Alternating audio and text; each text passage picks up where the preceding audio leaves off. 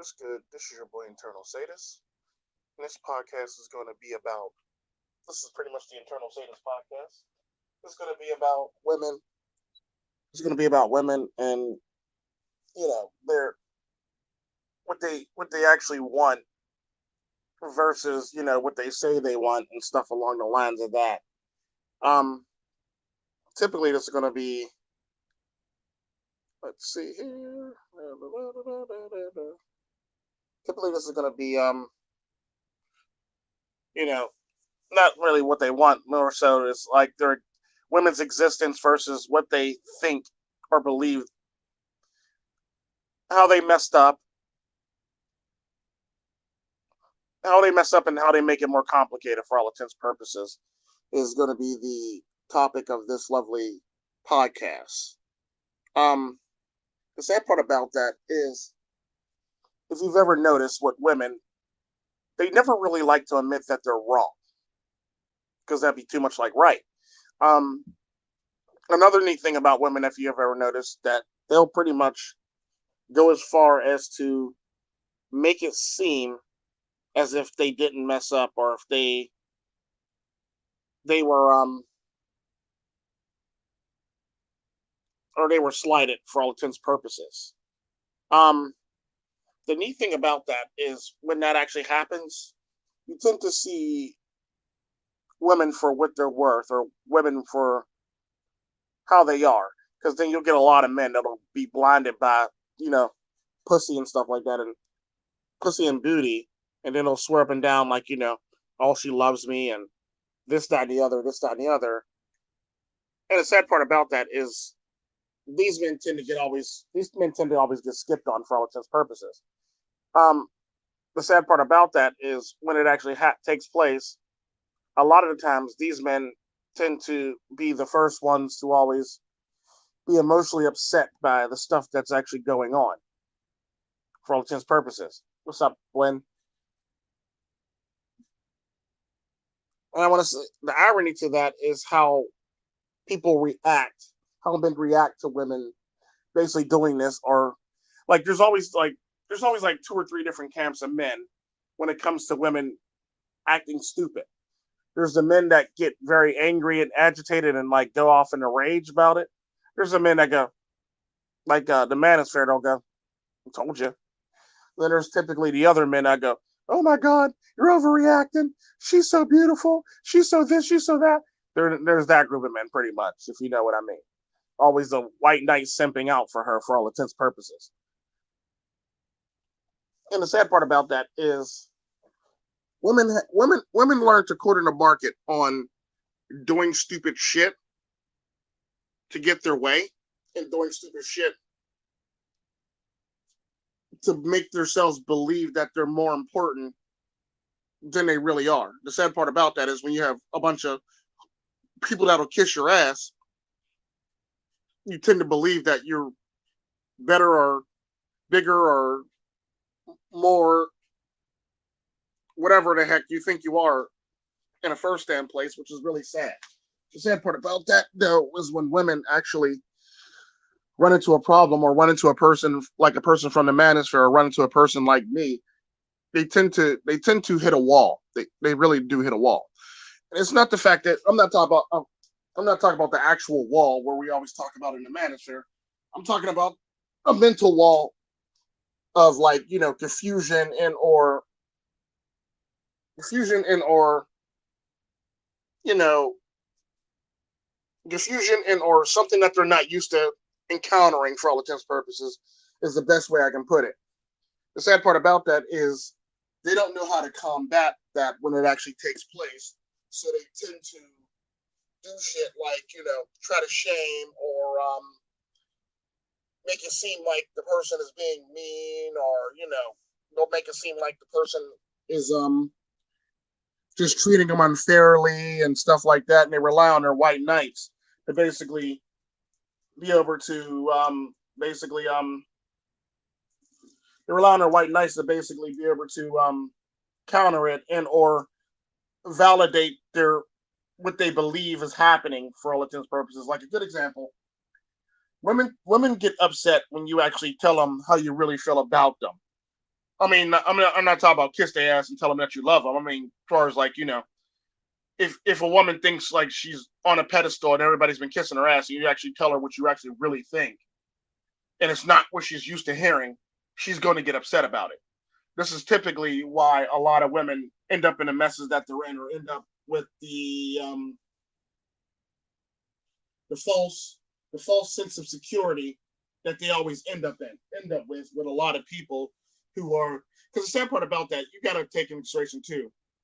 A woman will always have a false sense of security, because you always have people that will pump her up even if she's fucked up, or you always have people that will pump her up her ego if she's even if she doesn't deserve to have her ego pumped up for all intents purposes, which really sucks once you think about it, for the fact that she's not worth the compliment at all. She's not worth none of that shit. So why are you pumping up her ego, or why are you pumping her up for no fucking reason whatsoever, when in fact she doesn't deserve to be pumped up, and she hasn't earned the fact of being pumped up. What's up, Midtown to Win? What's up, newer monk? And what's up, Billy the Goat? When in fact she doesn't even deserve to actually have her ego pumped up in the first damn place. So we got a lot of these goofy people pumping up women's ego for no reason. Then on top of that, you also got to compete with the fact that there's other women pumping up women's ego also. So it's one of those things where like you're running to this constant thing where women always have their ego stroked, no matter how much they deserve it or not. They always have their ego stroked. And I always say to men, never stroke a woman's ego. Let other women stroke her ego, because the minute no man is stroking her ego, she'll feel some type of way. The problem is though, men have this problem with not being able to keep their mouth shut and not say something to a woman, especially if they really like a woman or if they think she's hot. The sad part about that, like I said, all a woman is at the end of the day is ass, tits, and pussy. That's all she really is. So why are we playing it up like she's anything more than ass, tits, and pussy? And the sad part about that is that's the only thing that sets her apart from a man. Besides the fact that, yeah, she doesn't have a dick, she has an ass, she has tits, and she has a pussy. That's the things that set her apart from a man. Outside of that, the other fundamental difference between a man and a woman is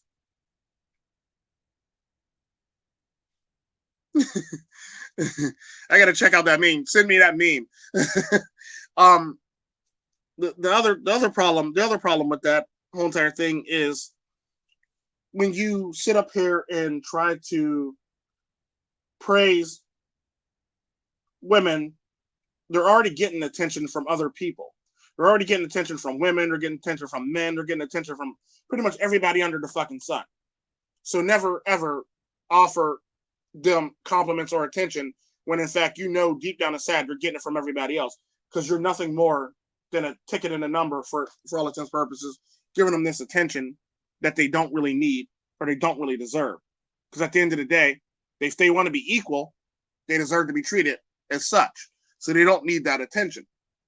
This is the problem that a lot of men have. They gotta pay them attention. They gotta do this, and they gotta inflate. They gotta over inflate their egos to the point where women think that they're damn near God or something like that. For all intents and purposes, they got this God complex, and they think they deserve everything and anything and everything. Or some, they'll have the princess complex because their fathers raised them as princesses, even despite the fact that they were never princesses in the first damn place. You got the women with princess mentalities. You got the women with princess mentalities that try to go into relationships and want to be treated like queens. Meanwhile, they're acting like spoiled ass brat ass princesses. So why reward a spoiled ass brat with more spoils?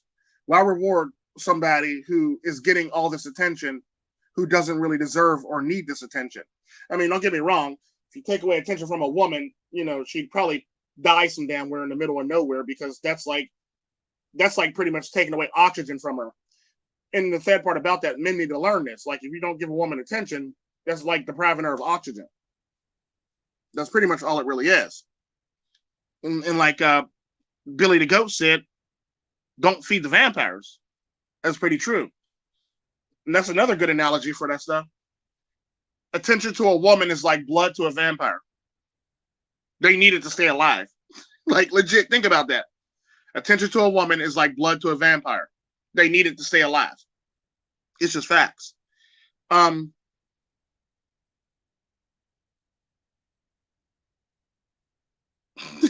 Bike. Yeah, bike. Yeah. Yeah, I haven't heard that one in a long time. But yeah, typically, what you don't want to do is be caught in a constant cycle or a constant loop with a woman who doesn't appreciate you or doesn't really think too highly of you or don't really care too much about you. These are the overall problems that a lot of men run into or face in this day and age, is they tend to always want to put women on this pedestal or on this mantle that they don't deserve to be on. I always said, look, if you're going to come into my life, you got to earn that pedestal. You got to earn coming into my life for all intents and purposes. Like it's a fucking track meet. Like, no, you really got to earn that stuff. You come into my life. Because the sad part about that goes for anybody across the board. You can't just be coming to my life. Well, Tico, I'm this person and I'm friends with this person. No, it don't work like that. I don't care if you're friends with who. You still got to earn that spot. And that's typically how that works. But the sad part about that, men, there's a lot of men that can't follow that rule or can't follow suit or always want to get mad at people in the manosphere for not wanting to capitulate to stupidity and or something that's unnecessary when in fact she's getting all the attention in the world from your goofy ass. So why would I want to give her all the attention in the world if you're giving her all this attention and all this praise and all this other stuff?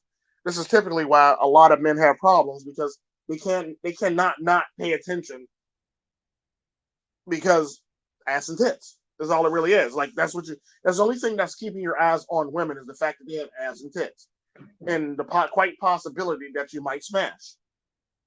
Like it's a possibility.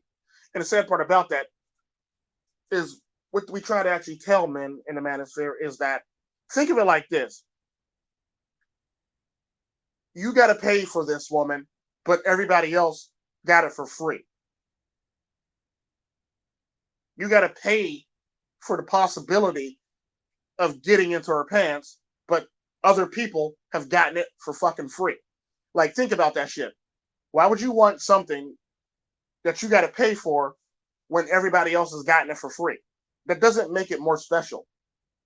That makes it so you're actually being used. And this is the problem that a lot of men face in this day and age. They always want to try to spin it in a way to make it sound like it's special. Oh, she's making me wait. I'm special. No, she's making you wait because you're not worth the time, and she's basically stringing you along long enough to the point where, like, as long as you keep on putting out money for her, she's not going to have to put out for you. The minute you stop putting out money for her, that's when she's going to face the conundrum where she has to put out for you. This is typically how a lot of this stuff works. And the sad part about that, men don't seem to get that or understand this or realize that this is going on. Because at the end of the day, what it all comes down to is men think because women that they should be doing all this stuff that they shouldn't really have to do, or they should be paying for all this stuff that they shouldn't really have to pay for, when in fact, like I said, you're paying for something that other people have gotten for free. Why would I want to pay for something that she's giving up for free? That'd be like me buying my car and then paying. That'd be like me buying my car outright and from the dealership and I own it completely and I have the title and the deed in my hand and stuff like that for my car. Then me turning around and then paying the dealership and shit like that for all intents and purposes. Like, think about that. I done bought my car outright, and now I'm paying a dealership for a car that I own now. That's pretty much what you're doing when you pay for a woman's time that she's pretty much like giving it up for free in the first damn place. Like, think about that. She's already given it up for free.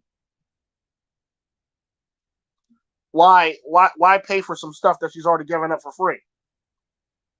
How does that make sense to you in your mind to do some shit like that when in fact she's given it up multiple times, many times before? Like a good example of that is I have this one friend. She's an idiot for all accounts. Now I've told stories about this woman. She basically is the one who had multiple abortions, and now she can't figure out why it is she can't have children.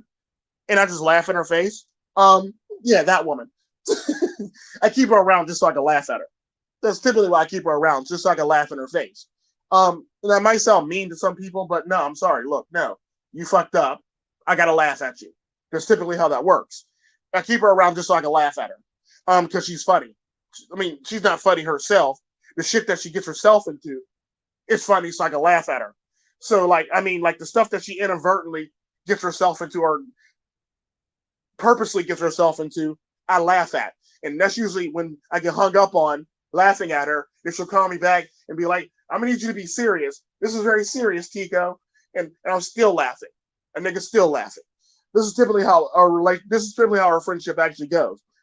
She calls me, and the minute she calls me and starts talking about something, I automatically bust out in hysterical laughter because she's not understanding her hypocrisy and how everything is connected to why she can't do something or why her life is the way she is. Case in point, I was talking to her boyfriend or her husband now. He was like saying that, oh, when we were dating, this, that, and the other, and this, that, and the other, and stuff like that. And I go, that's pretty funny. He goes, why is it so funny? He goes, I go to him, you basically paid for somebody who was giving it up for free. He goes, what do you mean? Like, she made me wait. That makes me special. I go, no, it doesn't. No, it doesn't. The reason why, the only thing that makes it special is the fact that she actually wants to have children now, and she can't. He goes, well, she's obviously having some problems. We're talking to her doctor and stuff like that, and this, that, and the other, and this, that, and the other. And he says, there's a chance that we could possibly have children. I go, there's a high chance you probably will never have children. Here's why. And I basically told him that she's gotten multiple abortions before you even came about. She basically used abortion like it was Plan B or birth control. Instead of using actual birth control to actually control that, she actually used abortion for that reason, and now she can't have kids. You run up in her multiple times and scrape shit out. You tend to get damage or contusions and damage to that area. So it's not shocking when you can't have children after getting multiple abortions. And he sat there and he got quiet and he felt some type of way. And it was the funniest thing in the world because he's like, but I'm special. She says she loves me and I had to wait for sex. I go, yeah, all the other people who got her pregnant didn't have to wait for sex. You did. And now you're with a woman that's a liability because you're hoping that she'll have children, when in fact, she'll probably never have children because of all the abortions she got. And the sad part about that is I destroyed that man so badly. He went to his wife and actually had to ask her how many have she had sex and how many partners she had before him, and he was devastated by the number of people she had sex with. And then he went on to ask her, have she ever had any abortions? And she had to answer that question, but she lied about the number because I know when I met her as a friend, she was actually on like abortion, like what I say, like she was in the teens, like she was in the double digits of abortions when I first met her as a friend. So she went on to have multiple abortions after that. She was already in the double digits when I met her as a friend. The sad part about that is now they're divorced, and I'm pretty much laughing about it. And she was just devastated by the fact that he broke up with her because she doesn't understand why he didn't want to spend the rest of his life and possibly have children with her.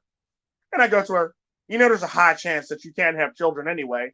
Why string a man along for having children when in fact you can't have children? because you done destroyed the chances of you having children. She goes, no, I didn't destroy my chances. There's still a chance I can have a child. And she still believes that she can have a child. And the sad part about that is she went back to her promiscuous life just so she could prove me wrong. And the sad part about that is every single time the chance of her actually getting pregnant actually happens, she has a miscarriage now. So every single time she attempts to get pregnant to prove me wrong, she has a miscarriage, or something happens and it ends up not really working out. So now the sad part about that is she destroyed her body, and now she's living in the now, and she believes that she could actually pull this off when in fact she pretty much destroyed her body. And I just sit there and shake my head at her and just laugh. And this is typically why I keep her around as a friend, so I can laugh at her, because it's one of those things where it's like, I told you so. And it's kind of fun to do it. And the sad part about that is like people think I'm evil and mean, but like I look at it like this. She chose me as a friend. I didn't choose her as a friend. She chose me as a friend. She knew what she was getting into when she chose me as a friend. End of story. I don't feel bad for her in the least bit. I'm not that friend that'll kiss your ass. I'm not that friend that'll pep you up, pat you on the back, or do any of that shit. I'm that friend that keeps it 100. I'm that friend that'll punch you dead in your fucking face, pick you up, dust you off, and ask you, are you ready to actually move on as a human being and actually be a productive person of society? That's the type of human being I am. I'm not fin to be your yes man, and I'm not fin to do anything else like that.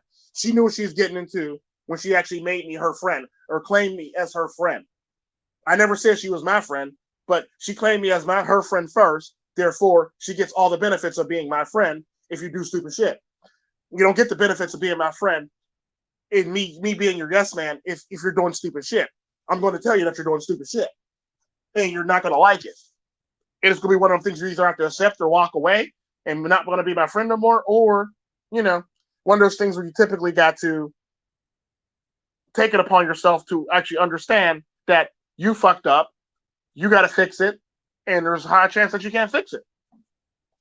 So the sad part about that is, like I was saying, her ego's so inflated that she believes that, she can still have children. When in fact, she tried many attempts after her divorce and failed multiple times without even getting an abortion. She's failed multiple times. And the sad part about that is she still lives in this dream world in denial that she can actually still have children. Her life is over as far as like having children. Her life is over. And the sad part about that, the more times she tried, the more shit happens and the more depressed she gets. And the sad part about that is she's sitting up here pretending like those abortions didn't have an effect on her body. She's sitting up here pretending like, all the stuff that she didn't have a negative impact on her own body. This is the problem that women have in this day and age. They always want to pretend like their history doesn't matter, when in fact it actually matters a lot. You can't sit up here and be like, well, this, that, and the other, and it doesn't matter, when in fact it plays a huge part in you as a human being, and you bonding with another human being, and things along the lines of that. This is typically the problem that a lot of men run into with women in this day and age. At the end of the day, like, we've blown women's ego so far out of proportion that they believe that they're the most important thing in this whole entire world, and they're being treated unfairly, and they're being treated like this, that, and the other, and they believe that they should be treated better. However, they want to be treated better, but they don't want to be treated like they don't want to be exactly treated like men, because they still want all the trappings of chivalry. So at the end of the day, they want to be women. They want the same opportunities as men. They want to be treated equally. However, when it comes down to it, they want to be treated equally, but they want to be treated better because they still want all the opportunities of being treated like a lady. When in fact, they're not acting like ladies in the least bit. They're acting like a bunch of savages for all intents and purposes. And the sad part about that is they honestly believe that people will want them after a certain age, or if they don't take care of themselves, they believe that, people, they deserve the men that they want, when in fact they're not willing to take care of themselves. It's one of those things where, like, they always talk about, where Jordan Peterson always talks about cleaning your room first before you try to go out and clean the world. Unfortunately, women corner the market on not having to do that, or not wanting to do that. They don't believe that they have to change for any fucking thing. But if you're a man, you have to accept them for them. But the sad part about that is you really don't. You really don't. You really don't have to stroke her ego. You really don't have to do none of this stuff for her. Because at the end of the day, she put herself in that mess. She has to get herself out of that mess. It's kind of like an addict. Women are like addicts. You have to admit you have a problem so you can actually correct your problem. This is typically the problem that a lot of women have. This is typically a problem that pretty much damn near every woman has. They can't admit when they're wrong, or they can't admit when they actually have a problem, so they can actually correct their problem properly. They'll do some virtue signaling every now and again to make it seem as though they're trying to fix some stuff or try to better themselves. But meanwhile, we all know that they're not really bettering themselves, and they're not really fixing themselves, because it's just nothing more than virtue signaling. So look at me. It's basically that look at me attention. Basically, they're trying to capitalize on attention so they can actually feel better about themselves instead of actually fixing themselves. They rely more on attention from everybody else than actually trying to fix themselves. Because the sad part about that is, at the end of the day, she doesn't really want to have to fix herself if she can still get praise. She doesn't really want to have to fix herself if men are still giving her the attention she wants and needs and craves. She doesn't want to have to fix herself for any reason, any way, shape, or form or reason outside of the fact that unless it benefits her. And the sad part about that, even if it does benefit her, she'll still pull the lazy card and say, you should have set me for me. This is the same lazy card that Black people use when it comes to fixing their own neighborhoods. Instead of relying on other people to fix their neighborhoods for them, they should fix their neighborhoods themselves and actually take the initiative to do so. The sad part about that is nobody's going to believe that you want to do something if you're not willing to do it, or you're not willing to put in the initiative to actually do it or make it look good. Nobody wants to help you if nobody's putting in the initiative to actually do corrective actions on what needs to be done to actually make it a better place to live. This is the problem that a lot of people have in a society for this reason, for the fact that you got to actually accept the fact when you're wrong. You got to accept the fact when you got to correct things. You got to accept the fact when you got to fix things as a human being. That goes for every human being. Hell, animals even do corrective action. Animals do corrective action. So why can't humans do corrective action? And the sad part about that is I've always found it funny how lionesses can go on a hunt and they can fuck up, but then they come back, they regroup, and they make planning strategy, and they go back out and they do it better the next time. However, women, that skill or that skill set seem to not really get through to women in the human race. Lioness can actually do this shit on the spot. Like, they can realize that they're fucking up on the spot. Lionesses can literally realize they're fucking up on the spot. They can readjust their strategy and make the hunt successful. The sad part about that is women act like they don't know how to do that, or they don't have that skill to actually fix anything. And if they did fix it, it's not something that they actually needed fixing. It's something that was superficial, or something that they came up with an excuse for fixing, so they don't have to actually fix the actual problem. This is typically how a lot of women get into the messes that they get into, sadly. Because at the end of the day, like I said, lionesses can actually make adjustments in the middle of a hunt to correct their mistakes. Whereas women in human society can't even do that to save their lives. And I think it's because the reason why I think that is, and the sad part about that, a lot of a lot of animal women, a lot of female animals actually make these corrections for this reason, for the fact that they probably don't have the same lifestyle as women, human females. So they realize that, they don't have all the creature comforts of a human female. So therefore, shit is real. So we got to actually make these adjustments properly so we can all eat and live. This is typically how animals think. Like they're able to realize that if they fuck up, we're not going to eat again. If we fuck up, we might die as a species. Human women, unfortunately, because they have all these creature comforts, they never really have to think about their life or death for all intents and purposes, unless they're doing something stupid and trying to justify why they're doing something stupid, like walking outside at night in a dangerous neighborhood. They'll try to justify that and say they should be able to do it, when in fact they need to realize that despite the fact that you have all these creature comforts, outside is not your home. And your home can be still broken into if you're not willing to protect it and or do the necessary steps to actually protect yourself. It's typically the reason why women get into the messes that they get into in this day and age. This is typically why I always say women perpetuate the crime culture against them. They really do. And it's not victim shaming, because at the end of the day, if a man's walking outside in a dangerous neighborhood, 9 times out of 10, he's probably not even walking outside in that dangerous neighborhood if he knows it's a dangerous neighborhood. That's typically how that works. If he knows it's dangerous, he's not going to walk outside in that neighborhood dangerous. He's probably going to get a ride out of that neighborhood, or he's going to pretty much, take a nice little light jog or run out of that neighborhood for all intents and purposes. Is typically how that works when it comes to men.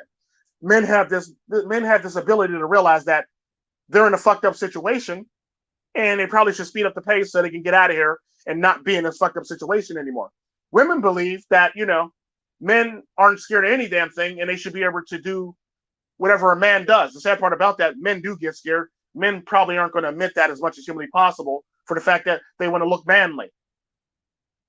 It's simply how that works. A man's always going to want to try to, not check his ego and tell you that he is scared walking through certain neighborhoods, when he'll tell you that he's not, when in fact he actually is. Most men are. Unless that motherfucker's cocky, and we know what happened to cocky motherfuckers, they always end up on the news as a murder case. That's typically how that works. When you run into a cocky motherfucker, they end up as a statistic on the news. And the sad part about that is men are just as scared to walk through these neighborhoods just as much as women are. The sad part about that is men act like, they're not, to appease pussy. This is typically how this stuff works. It's sad, but it's so true. And the sad part about that is they don't want to take responsibility for any of their actions, because at the end of the day, if they take responsibility for their actions, that requires them to actually do some actual work to improve upon that, so nothing can happen to them.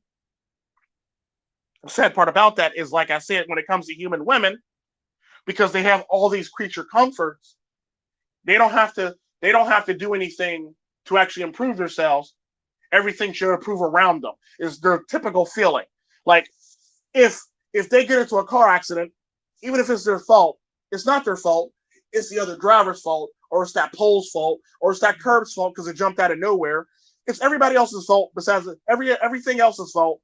Everything else and everybody's fault other than her fault for the reason why she's into that accident. She doesn't have to take responsibility, which really sucks. The sad part about that is when women run into this problem, their insurance company is usually pretty good at saying, yeah, you're going to have to pay this, which is a reality check for women. So the sad part about that is they don't get to pass that blame off when the insurance bill comes into play, and whoever else is suing her comes into play. You typically can't really get away with shit like that for all intents and purposes when stuff like that is happening. Because at the end of the day, it sucks, but yeah, you cannot take responsibility for your actions when it comes to your insurance company. And the sad part about that is Yeah, pretty much true. Yeah, true. What's up, Black Pill Radio? The sad part about that is when women run into these lovely problems, they tend to find out very quickly that, especially with insurance companies, like insurance companies is like straight red pill for women because they don't understand why their insurance company is not on their side. They forget the fact that their insurance company is there just in case people get into an accident and it's not to be on their side. Um, so they get a rude awakening when they got to pay that bill because they're in an accident, or they got to pay that bill because they hit somebody and they don't think it's their fault. They find out very quickly it is your fault, and that's typically how that works. Because your insurance company is always going to be that corrective action and say, you were kind of sort of tailing people, and we reviewed the traffic cam and this and this. So you got to pay for this. Um, and the sad part about that, yeah, they are on a self-destructive path. Like I said, it's funny how like they get. It's funny how women don't like to be compared to animals. But the sad part about that is it's also funny how the female versions of those animals actually do a lot better than the human women. Like, think about that. Like I just said, with the female lioness is always goes on a hunt. Only way that males usually go on a hunt unless it's like a really, really big, unless it's a really, really big, it's a really, really big game or really, really big prey. Then the male lions go on a hunt too. Typically, the women lions go on a hunt. Um, but like another way you'll see the male lions is like if like a group of hyenas, a pack of hyenas basically are running up on them too. Then you'll see everybody fighting for all intents and purposes. But the sad part about that is women don't have that camaraderie with their own male compatriots, so they wonder why men don't really want to deal with them or want to take a chance with them for that reason. You can't sit up here. You can't sit up here and be the queen if you're not willing to actually rule your kingdom properly or be the actual ruler of your kingdom. You can't be calling yourself a queen or a queen or a princess if you're not willing to actually put into the actual work to actually maintain your kingdom, or the actual work to actually maintain the what's it called, the political portions of your kingdom for all intents and purposes. You can't be a queen if you're not willing to do this stuff. You can't be a queen if you're not willing to put in the work to actually improve upon yourself and improve upon your kingdom. This is typically how a lot of this stuff works. But the sad part about that is because women and feelings, they feel as though that, everything should just happen naturally around them when in fact that's not how life works. It's one of those things where it's like that commercial, life comes at you fast. It's one of those things when it comes to women because they always get caught up in this constant cycle of men always praising them and them not ever have to fix herself because they're always getting praise and compliments and stuff along the lines of that. So they believe that because men do this, they deserve this, and whatever you're saying is wrong for this reason, for the fact that you're not saying or doing all the other stuff that all the other men are doing for them, which is a problem for them because now they can't really pull the wool over your eyes. So now that's a problem for the fact that you're not willing to actually believe their fantasy, or you're not willing to actually live in their fantasy, or you're not willing to co-sign on their fantastical world that they're trying to paint around you. That's the irony to it. That's the problem with it. That's the problem with women because at the end of the day, like I said, a female lioness or any woman, like let it be a wolf pack, with the females in a wolf pack, or the females in a pride, the females in a troop, the females in a congress, the females anywhere can all make the adjustments, the proper adjustments to actually correct themselves and be better and be better. Because the sad part about that, all the females and all these different things I just named, they literally are participants in this, and they realize that if they fuck up, the whole entire thing is fucked up.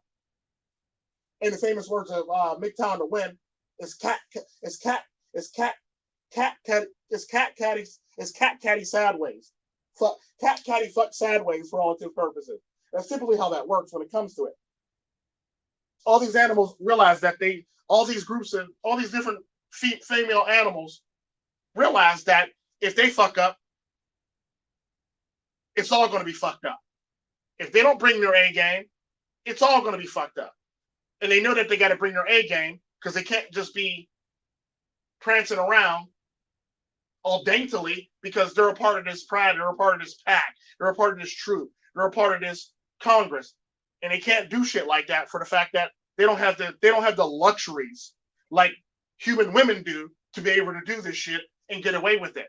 Because the sad part about that is you can actually see that shit when it comes to women who are parents. Like the sad part about that is like they might talk about how everything is this, that, and the other when it comes to certain things, but the sad part about that is a good example of that is how they say about the sea turtles. Now, sea turtles come on land, lay her eggs, and she pretty much disappears. This is typically the same thing human women do. Only it's done on a societal level. Human women do this shit all the time. Especially when you think about it. Basically, think of it like this. The beach is the daycare, or the nanny, or the school, or society, or the TV, or the iPad, or the video games. Pretty much you get my point. The beach is pretty much the same thing as dropping your children off at daycare, or putting an iPad in front of them, or putting a TV in front, putting them in front of the TV, dropping them off at school, and not really being involved in their life. So women actually do this shit on a regular basis and don't even realize that they do this shit on a regular basis. Women of today are literally like the sea turtles. They just lay their eggs and they just disappear and hope and pray that they all make it back to the sea. That's typically women's approach to parenting these days. That's typically how this stuff works. They have the same approach to parenting that sea turtles have. And a good example of that is, think of the ones who don't make it as an abortion or a miscarriage. So all the sea turtles who don't make it back to the sea are aborted or a miscarriage. You see what I'm saying? You see what I did with that analogy? All the ones that make it back to the sea, the beach is nothing more than a daycare, an iPad, computer, video games, schooling, and everything else under the sun, so you don't have to put any time into them.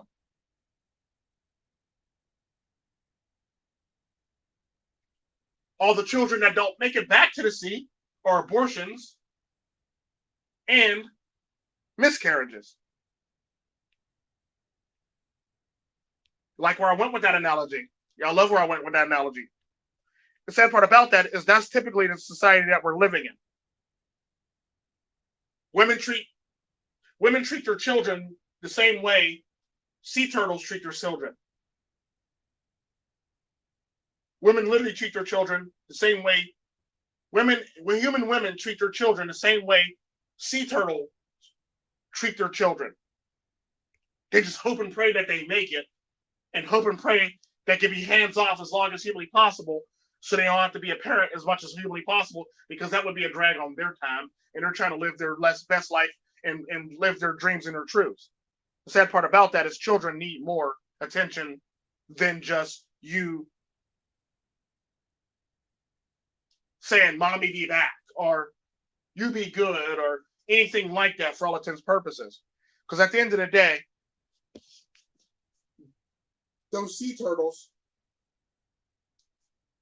either they make it, and another analogy to that is, as the sea turtle, all the sea turtles that make it back to the sea is a good example of this. All the sea turtles, all the baby sea turtles are trying to make it back to the sea to actually swim off and be safe. They still got to overcome the obstacle of seagulls, crabs, other predators and stuff like that that's going to eat them on their way back to the sea. So that pretty much is the prison system, drugs, runaways, and everything else under the sun that we always put up for statistics when it comes to single mother households, or kids that were raised in broken homes, or kids that was raised by absentee parents, even though they had parents that were pretty much absent, so they might as well not even have parents. This is typically those numbers that you'll get for all the sea turtles that get snatched up going back to the sea. along on top of the ones that don't make it out of their, the ones that don't make it out of their eggs are pretty much abortions and or miscarriages. Then you got the ones that don't make it back to the water, which are, runaways, drug addicts, jail time. I mean, statistics for jail and other lovely things like that for all intents and purposes. Or they end up with like, mental defects and shit like that, or, stuff along the lines of that. So that pretty much is that. And then all the ones that make it sometimes become productive members of the eco society, and some of them actually end up being nuisances to the eco society.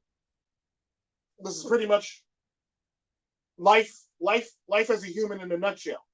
I just basically described life as a human in a nutshell by using sea turtles. Let that just sink in, my dudes. Let that just sink in, my dudes. The sad part about that is, as long as we keep up this fake ass facade, this is how long we'll have to deal with this shit, and how long, and this is how long we'll have to deal with this shit, and how long, and how much shit that we're going to keep on falling into, as long as we fake like this isn't real, and we're just merely dreaming, and we just got to wake up. No, we got to wake up now, and we got to fix this shit now for the fact that your children are suffering from this shit. This is typically how this works, because you can't have a bunch of, fly-by-wire parents, because that's typically what women are doing nowadays. They're fly-by-wire parents. Like, think about that. Like, they're parenting from afar, or they're parenting via somebody else. That'd be like me trying to parent via Skype. Like, think about that. Think about me telling somebody off via Skype that they're grounded. You know how funny that would sound on Skype? Like, you're grounded. You're about like 400,000 miles away, Daddy. I don't think that's really going to stand. I can hear my children now. I don't think it's really going to stand, Daddy, because you're about 400,000 miles away. Like, and that's typically how that would work. Like, I would feel like a dumbass if I tried to ground my children on Skype. That's pretty much what women are doing with parenting. They're pretty much trying to parent from Skype. or Snapchat, or whatever the hell you want to call it these days. And that's a cold raw reality when it comes to women in this day and age. They're literally trying to parent via Skype. And the sad part about that, you can't do that for the fact that you still got to worry about other stuff surrounding your children that can harm your children, but you're too busy worried about trying to live your best life and your truth. Then a funny thing that I've always found funny when it comes to women is how they always say, well, the men need to step up and be in a household more. Funny story about that. Men like that get divorced, get their ass divorced for all intents and purposes. Men who make less money than women. It's not the fact that, and the sad part about that, you always hear this argument like women will say something to the extent of, men can't handle a woman that makes more money than them. No, it's not the fact that men can't handle a woman that makes more money than them. Men know if they make less money than a woman, that they're going to be skipped on. And the sad part about that, women don't want a man that makes less money than them unless they're one of them women that date broke ass niggas with D. Like, that's typically the only women that'll take care of men is the ones that are, the niggas that are broke with D. The broke niggas with D basically are the only ones that can actually get love or taken care of for all intents and purposes by women.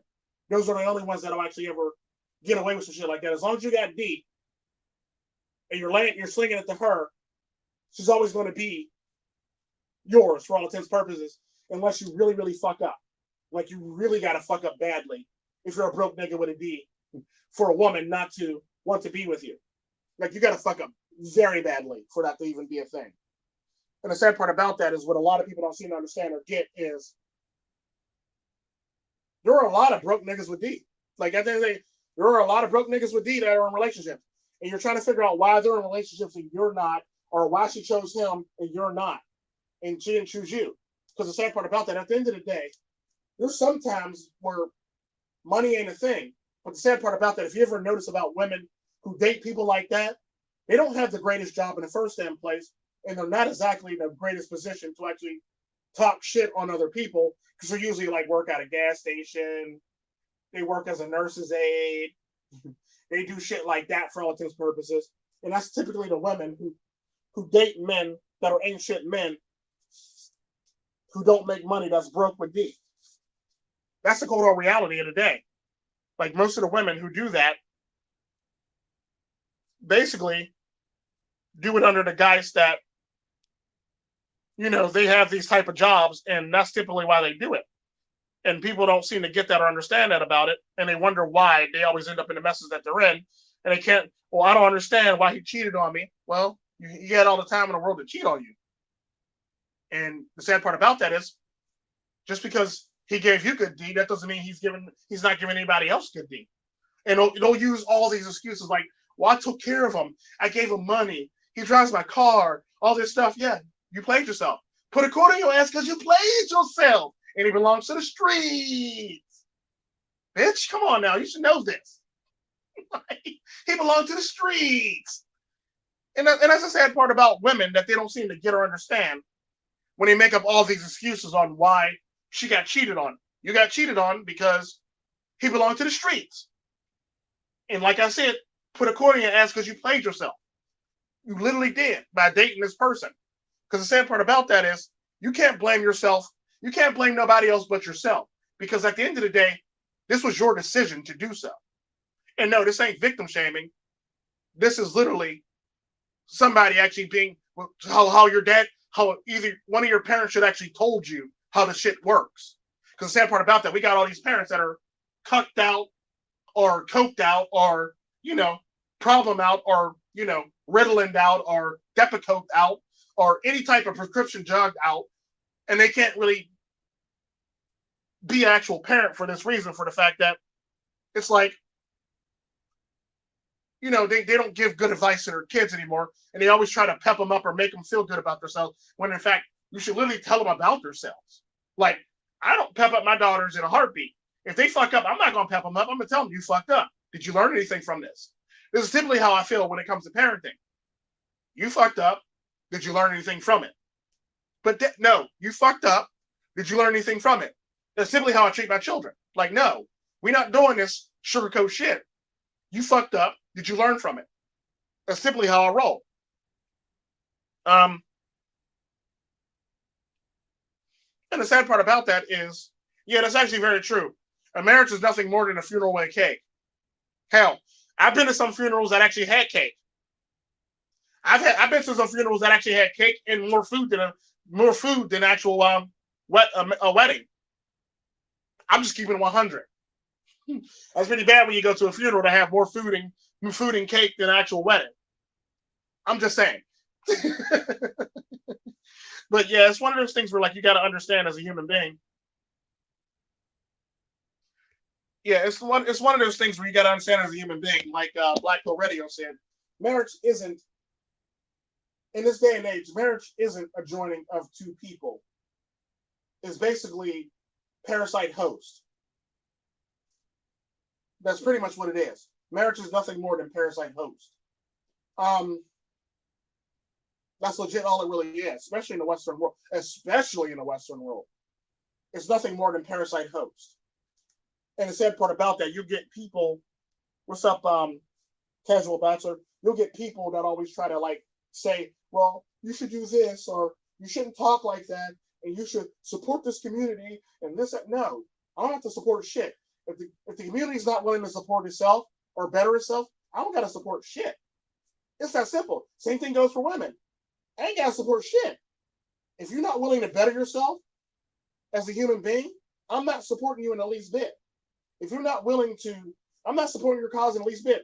Well, Tico, you have daughters. You should be for the feminist cause. No, I'm really not. No, I'm not for the feminist cause in the least bit. We're being treated unfairly. No, they actually go to a nice school.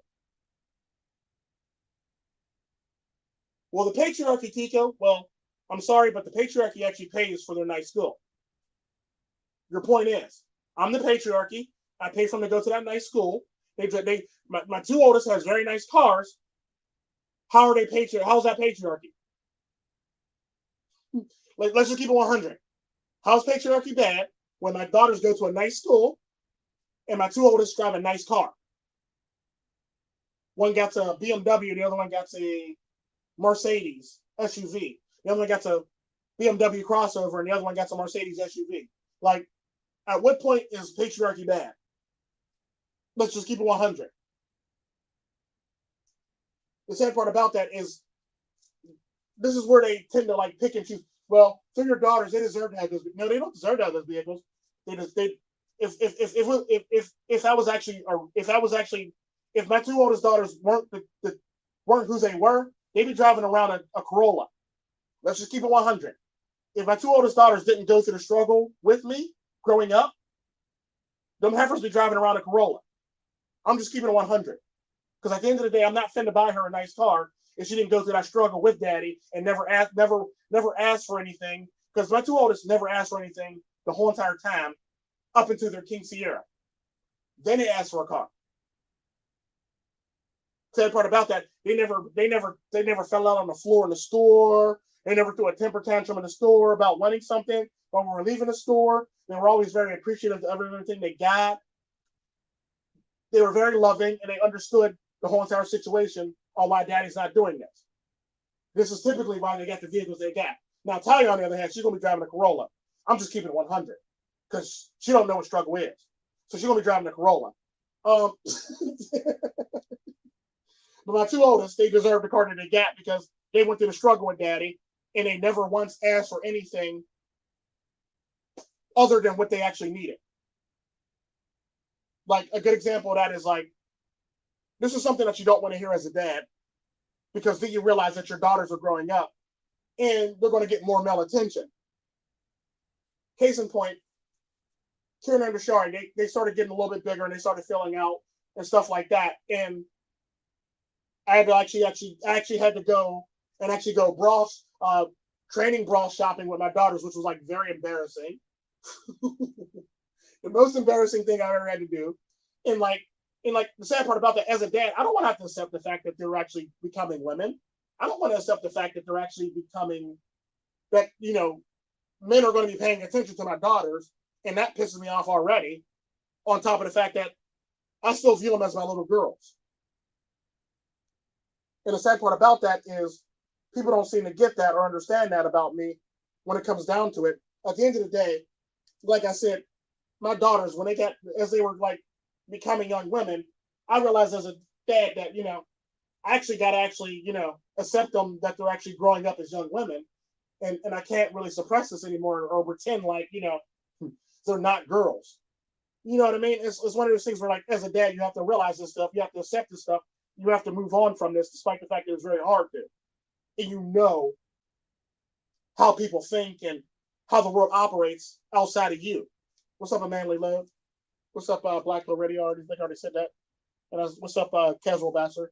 But the sad part about that is, even as a dad, as my daughters grew up, I was able to accept the fact that they are young women and they're going to grow. The only thing I can do is actually do the best I can to keep them from being a statistic. The sad part about that is women believe when they're parenting that, it'll work itself out somehow, some way. It just happens. Yeah, it'll just work. This is typically how women approach parenting. Like the sad part about that, when they're younger, they're so overprotective of them, but they don't really want to care for them, but they want to make sure that they don't like fall off a counter. But anything else is like, oh well, fuck that. I don't got time for that. And that's typically how women approach parenting. Like they make sure they don't fall or kill themselves off the counter. But when it comes to everything else, when it comes to meeting their needs or meeting their emotional needs, it's like, here, take this iPad. Here goes TV. Here goes a sucker. Here goes this. Oh, here, go off to that daycare. Here, go off to this. Here, go over to this person's house. That's typically how women treat parenting. And the sad part about that, like I was saying about my daughters growing up, I did not want to go through that. I did not want to accept that. So I remember when my daughter told me, Daddy, I need to go clothes shopping. And she was embarrassed to even remotely say this to me. Like she was like totally embarrassed. Because like I looked at her like, well, what happened, honey? Why do you need to go clothes shopping? Like we just got clothes not too long ago. Well, I'm having a bit of a problem. I can't really fit into my clothes. Do we need to change your diet or what's going on there? I don't. Let me know. Because the sad part about that, I'm one of them people that I don't. If you're my female friends or you're my daughter or my niece or nephew, I don't pay attention to you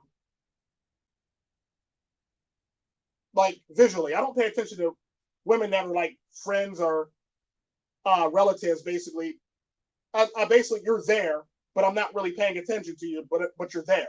That's typically how I treat women that are that close to me. You're there, but I could care less. Like a good example of that was my one friend who I'm not friends with no more.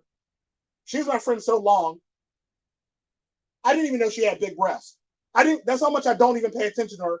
I didn't even know she had big breasts. I went to go buy her a shirt for her favorite football team shirt, and apparently it was too small. And I remember I was sitting in the car with her, arguing with her, like that should fit. You're not that fucking big. She goes, yeah, it fits around everywhere else, but I'm kind of sort of top heavy. I go, no, the fuck you're not. I was in an argument with a woman over, and like this is how much I don't pay attention to women. Like I literally don't pay attention to women this much, especially if my friend or you're close like that. Like I don't pay attention to your breast size. I don't pay attention to anything else. If you tell me to go get something, I'm gonna go get it. Like I don't really care. I don't pay attention to you that much to be remotely care what your breast size is if you're my friend. Like I don't give a damn what your breast size is. I don't give a damn how big your ass is. You're my friend, and that's all you'll be. And this is typically how I actually go through life. I'm not paying attention to you unless I'm actually with you. That's pretty much how I feel.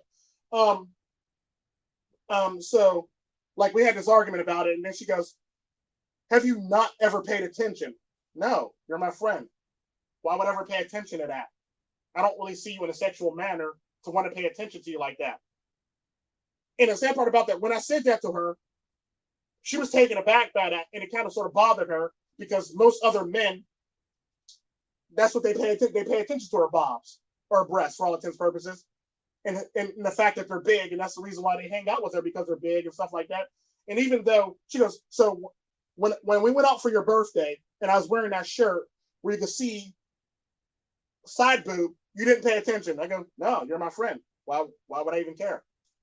Like this is legit, honestly, how I view women. Like if you're my friend, you're my friend in the story. I don't see you in a sexual manner, nor am I going to pay attention to you in a sexual manner because you've already been categorized as my friend. You're pretty much another dude to me, as far as I'm concerned, when it comes to women. If you're my friend, and stuff like this that just blows women's mind that are in my life, they don't seem to understand or get. He said, "What about a Kia?" Yeah, trust me, if she cut up, she'll be driving a Kia. But typically, it's one of those things where like I don't really pay attention to women that are close to me. So therefore, I didn't know that my daughters were filling out for this reason because I don't pay attention to that. And I rely on them to actually tell me when something's actually happening so we can go remedy the problem. Okay, cool. So my daughter comes to me and says, because my other daughter was too embarrassed to come to me. She was like, she was way too mortified to come to me because she thought she was getting fat. You know how women think about getting fat and shit like this. But my other daughter realized that, I'm becoming a young woman and, I'm not going to be able to fit my clothes. And it's not fat if, because we know that we get breasts and stuff like that, for all intents and purposes. So I remember she came to me and she goes, yeah, I kind of sort of grew up a little bit, Daddy. So I kind of sort of need new clothes. And I go, what do you mean? And she goes, I have these things now and my hips are a little bit bigger. And I'm like, whoa, whoa, whoa, whoa, whoa, whoa, whoa, Daddy, I don't want to hear that. La, la, la, la, la, la, la, la, la, la, la, la. So and so like it's one of those things where like I had to actually accept at that moment that she's a little girl, that she's a young woman. I mean, and basically I had to go take her shopping to get new clothes. And the sad part about that, because if you have twins, you can't just take one shopping and not take the other one shopping. You got to take them both shopping to get clothes. So a nigga had to take a hit in his wallet to take them shopping for school clothes and regular clothes so they could actually wear and fit, which is actually pretty funny. So like, that was like the biggest shopping I ever did. Like I had to go shop because they literally filled out and they couldn't fit their clothes anymore. And it's one of those things where like, I'm one of them people like, look, no, I don't believe you. Go try on that. Go try on them damn pants. You just trying to get new clothes. So I made her go try on the pants and like, she was like trying to pull them up. I was like, okay, yeah, we gotta go clothes shopping. Go put on some sweats. Let's go. Like, and it's one of those things where we just got in the car and went shopping all for all intents and purposes, isn't it? It was like the funniest thing ever. It was like the funniest thing ever. They were wearing like sweatshirts and sweatpants and go get new clothes and shit. Luckily, it was like the middle of winter, so I didn't have to worry about that. But yeah, they were wearing sweatpants and sweat clothes to go get new clothes because they had filled out of their clothes and they couldn't fit them anymore. And it's one of those things that you have to realize. But at the end of the day,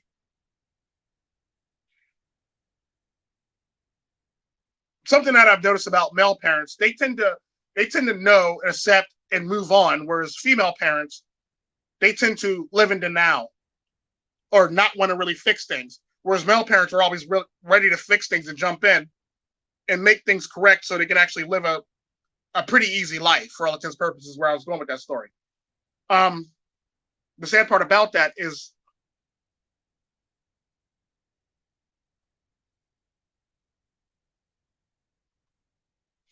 um, the sad part about that is at the end of the day, when it comes down to it, you have to as a parent, you have to accept the fact that you're a parent and your children are getting older and they need your undivided attention. The sad part about that, women can't accept that. And this is where their emotions play a big role in them not being able to accept the fact that you're a parent now and it's not about you, it's about other people. You got other people in your life who need you to actually be a parent. And the sad part about that is women aren't willing to accept that in this day and age. And they tend to always pass the blame off or say other things so they can make themselves feel like they're not really messing up, if you know what I mean. Sad part about that is male parents are able to accept that, assess it, and remedy it and fix it. Female parents will use every excuse in the book or do everything in their power so they don't have to directly address any damn thing. And this is typically the day and age that we're growing up in when it comes to parenting. You can't sit here and not address your child's problems and throw money at it or throw sweets at it or you can't bribe your child out. You can't bribe your children out of their problems. For all intents and purposes, where I'm trying to go with this. What I mean by bribing your children out of their problems is if they're having a problem, you have to address the problem. That means you can't throw junk food at them. You can't give them an iPad. You can't throw them in front of the TV. You can't just give them a juicy juice. You can't just do all this stuff to basically stave off the fact that you don't want to deal with your actual children's problems. And this is typically what women have a problem with when it comes to raising their children. This is always why women are always so stressed out in raising their children, because their children know if they cry or whinge, they're going to get junk food or the TV or the iPad or the phone or all this other great stuff to basically make them stop. So now you got your child on if I cut up, I get a reward system. This is typically why a lot of women fail as parents, because your child's on if I cut up, I get a reward system. It's sad, but it's true. Like, think about that shit. If I cut up, I get a reward. If I cry, she gives me a sucker. If I cry, she gives me juice. If I cry, she'll give me candy. If I cry, I'll get to watch TV. If I cry, I'll get to play this game. If I cry, I'll get to do this. This is typically why women have problems with parenting, and they make it more complicated than it needs to be, which pretty much runs on to my next topic about they make things more complicated than it needs to be. If you address the problem properly, and like Billy the Goat said, women do stunt their children's growth. They really do. It's ridiculous how badly women stunt their children's growth, because a dad's there to encourage a child to grow, and a woman's there to basically keep them from growing. That's typically the dynamics in a parenting relationship. Men are there to push their children to grow. Women are there to stunt their children from growth. So it's this constant push and pull when it comes to parenting. It's literally this constant push and pull when it comes to parenting.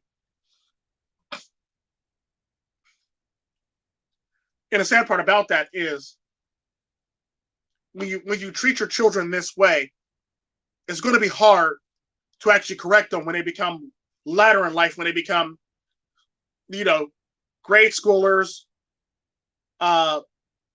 pre-teenagers and teenagers, you're going to have a hell of a time trying to get your children to do what you need them to do later in life because you're so used to the bad reward system. That's typically how we're raising our children. And the sad part about that is this is typically why I believe a lot of the children end up in drugs or in jail or runaways because they believe if they cut up, they get a reward at the end of the tunnel. If they do this, there's a reward for that.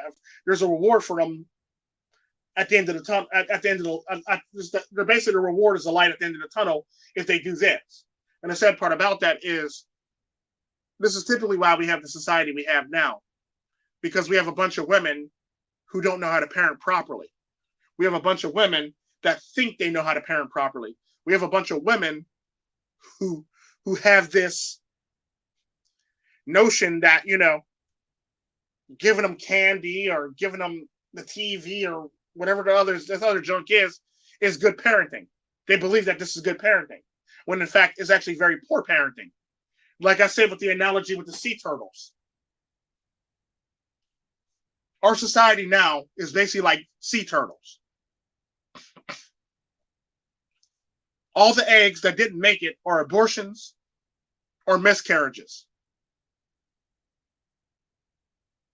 Cool. That's pretty much what it is. That's pretty much how women parent anymore these days. They pretty much parent like sea turtles. They lay some eggs and they disappear. And they hope that they make it. They pray that they make it. The problem with prayer, if you know anything about religion, if you're religious, is even in the Bible, you have to be willing to actually take the necessary steps for God to help you. God's not just going to help you randomly if you don't take the necessary steps to actually call upon his help. It's that simple. The Bible says that all the time.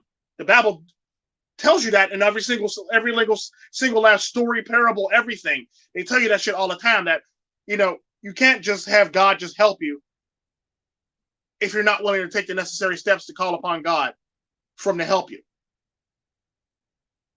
That's simply how that works. So you can't be sitting there hoping that your children are going to just grow up perfectly fine if you're not willing to actually put in the work or the effort for your children to actually grow up perfectly fine, or put in a structure for your children to grow up perfectly fine. And this is typically the problem that a lot of people run into. And this is typically the problem that a lot of people actually have. Like I said, women parent like sea turtles.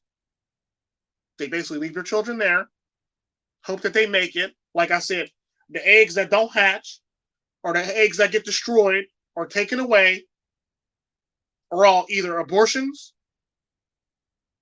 or miscarriages. Then when the sea turtles hatch, the ones that get picked off by predators are basically runaways, school to prison pipeline, drug addicts, head cases, or let me be nicer, sorry about that, children with psychological issues, and children with birth defects because a woman waited too long to actually have the children in the first damn place. And the stuff like that actually blows my mind. Then the children who do make it to the sea end up being productive, end up being the productive children of society. Some do, some don't. That make it. Some end up being a nuisance in society. Some end up being productive citizens in society. Sad part about that is that's pretty much our society in a nutshell. We're nothing more than sea turtles. We're nothing more than sea turtles. That's exactly how a lot of people were raised. Especially if you're raised by a single parent. Especially if you're raised by absentee parents and you have both of them and they're both absent. Especially if you're raised by a quote unquote strong mom. We're nothing more than a society of sea turtles. It's sad, but it's so true. We're nothing more than a society of sea turtles.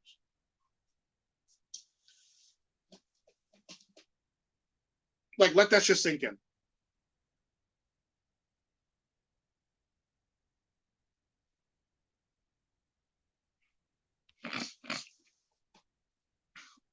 What about spinsters? What's his name?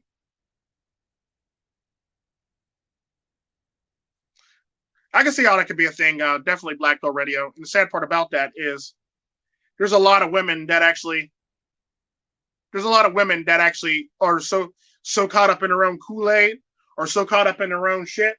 They smell their shit. They're so smart. They're so far up their own ass. They don't believe that they stink or nothing about them is wrong. And it's sad. That's the society that we live in. And what do you mean by spinsters? There, Spencer's does Spencer does a better job of parenting at parenting. I never really thought of spinsters. And question is, who actually had is the children actual spinsters woman? Because usually spinsters don't have children, but so they're raising somebody else's child, is what you mean, or they're the nanny of the child, or something along the lines of that. Is how I'm interpreting it. They're like raising somebody else's child, or the babysitter, or the nanny of the child, is what you mean. I'm guessing, because spinster usually means that she doesn't really have children. That's usually what a spinster is. So she's either the nanny of a child, or she's the nanny of a child, or she's the babysitter of a child, or she's the child is in care of her for all intents and purposes. It's like the only thing I can think of when it comes to spinsters. And they tend to, and a lot of those tend to be like, a lot of those women that are spinsters tend to be like daycare workers, if you've ever noticed. They didn't have children themselves, so daycare. They pretty much teach a daycare or lead a daycare for all intents and purposes, which is usually pretty interesting.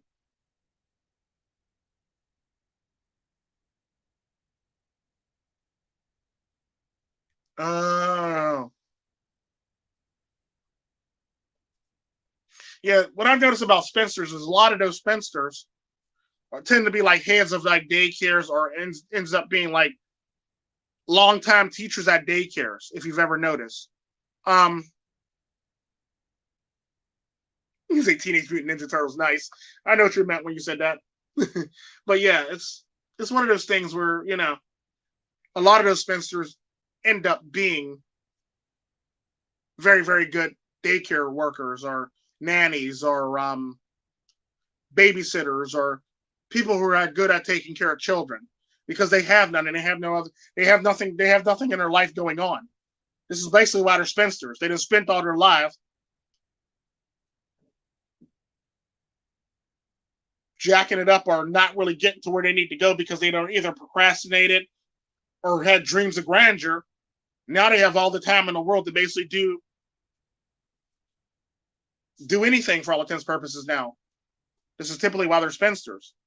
Like they done had this dreams of grandeur that they'll, find this great person and this, that, and the other, and they'll have children one day and it never happens. That one day turns to no days, and she ends up being a cat lady, or she ends up being like nanny 911 or something like that, which is very true. Like the lady from Nanny 911 was literally a spinster. Think about that, and she does a better job at raising children than people who actually have children, because she has all the time in the world to actually learn this stuff and do this stuff. The sad part about that, a lot of nannies nowadays actually go through psychology training, or some form of psychology training, crash course in psychology training.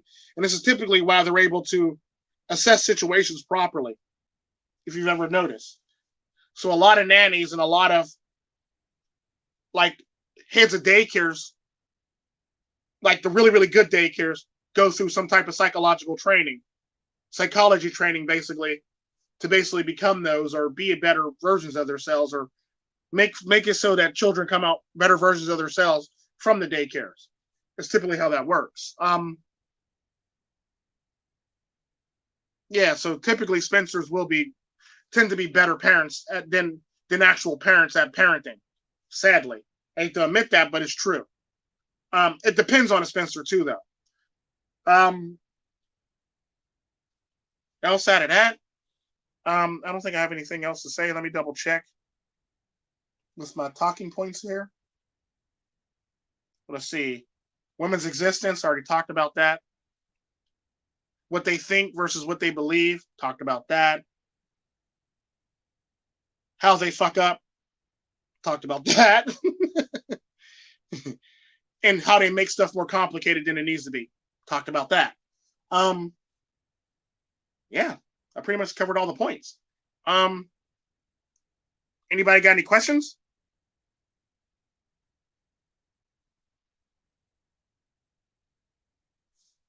Yeah, that's true. The sad part about that is that the TradCon that everybody always tries to praise and put on a pedestal is nothing more than a womanist.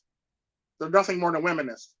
Uh, they basically they basically use feminine wiles to basically get what they want versus actually being out there blatant and burning brawls and doing stupid shit. They basically use their femininity to basically get what they want. They use their femininity to basically make it so they don't seem like their leftist counterparts. So tradcons actually aren't the women that you actually want in your life. You want the women who act like the women of yesteryear. Like typically the type of women that you're looking for would be like your grandmother, probably, sadly, or depending on how old your grandmother is and how old your parents are. You basically want somebody probably a little older than your parents. If they're like, let's say, if they're in their 50s, you probably want somebody to act like the women who are in their 60s or 70s for all intents and purposes, 80s and 90s is probably your best bet. Um, that's the sad reality. That is really the sad reality of the day. Because at the end of the day, we all run into these problems and nobody knows how to address these problems. And the sad part about that, we always put tradcons on this pedestal when in fact they're nothing more than womanist. And you can't put a tradcon on the pedestal for the fact that she's nothing more than a feminist. Well, we call them wominists, but y'all call them feminists too. But the sad part about that, for that to actually be a thing, the problem with calling a tradcon a feminist is the fact that a feminist actually doesn't care about her appearance. You have to accept her for her. This is typically a problem with feminists. You have to accept her for her. She doesn't have to shave her legs. She can be fat acceptance, accept me for being me. Red hair, bull ring in her nose, piercings out the yin yang, fucking tattoos up one arm, down the other arm. That's pretty much a feminist.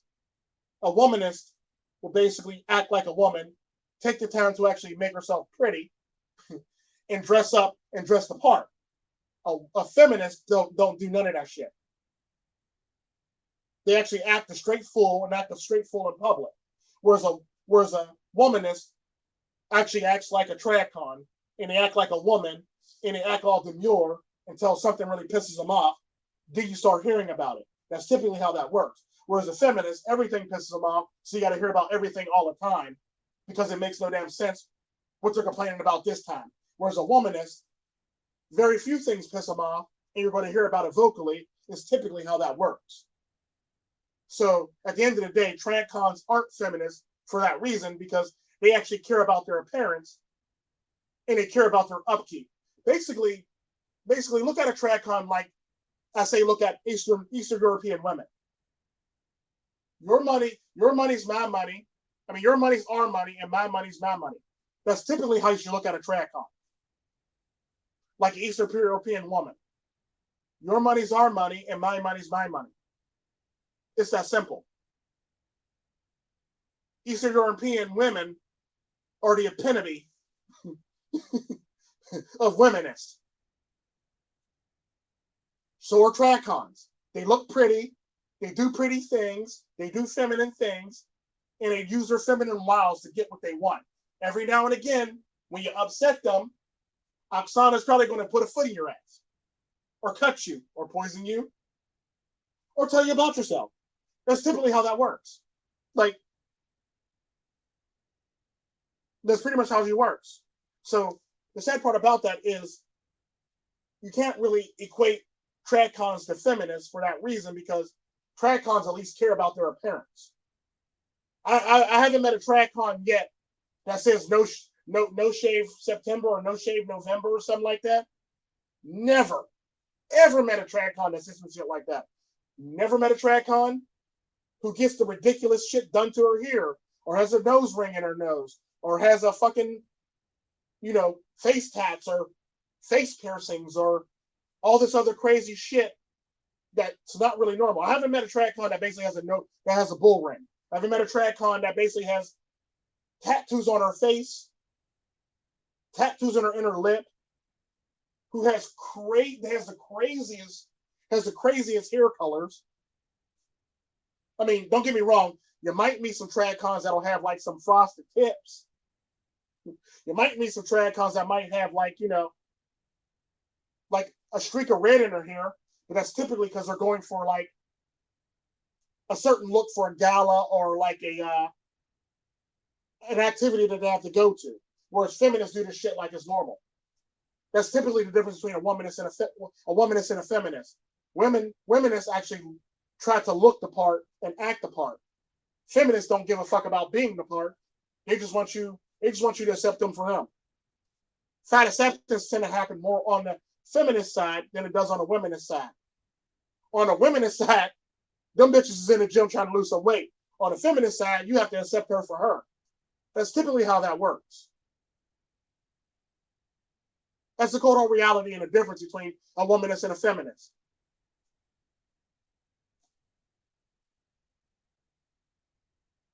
But I've been held your hostage long enough. Y'all be good.